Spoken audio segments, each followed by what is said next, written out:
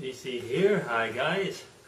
Welcome back to another Believe It or Not. Just before we start, if you hear a bit of noise in the background, that's Mrs. DC and Son of DC. They're watching a Stargate universe or something like that. So, yeah, you might hear some noise in the background.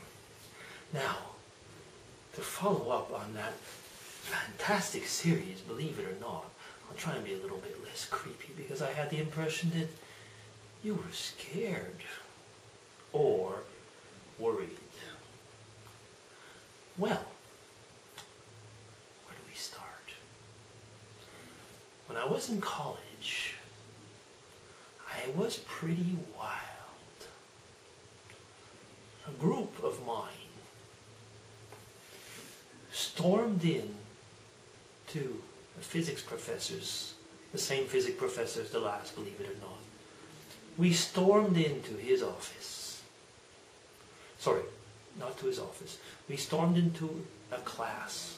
Storming into his office wouldn't have been very exciting. We stormed into a class. Towards the end of the class. We were decent, wild people. And we tied him around the neck and brought him down to the central place in the college. And we put him on trial. It was a kangaroo court. Because I was reading off the sentences and giving judgment. No, it was not to be hung around by the neck. But we had a big swimming pool, indoor swimming pool. It was to be stripped down and thrown into the pool. What was his crime? Oh, he talked against the Queen. Remember, I was living in Quebec at the time. Guilty. Stripped off in the pool. And then, as he came out, champagne. Believe it or not. In primary school, I was asked once to leave the class because I spoke too much. That's already a believe it or not.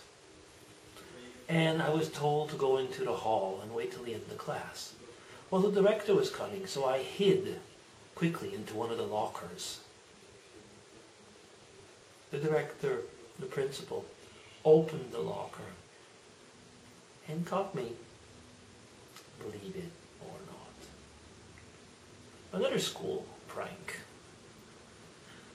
Some of you might remember I put up some old movies which I made in college. So, Super 8 movies that we digitalized. Part of a movie was lost because it broke. The film broke in the digitalization.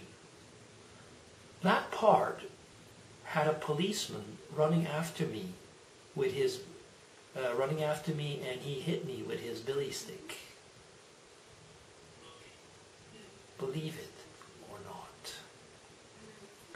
And now, a bit of mud. This is a believe it or not about Mrs. DC and Irene Tweetness. On our way to Munich this summer, we stopped at kind of a restaurant, one of these stopovers, and the ladies and myself needed to go to the bathroom. This is one of these really big stopovers. It's a shopping center over the highway.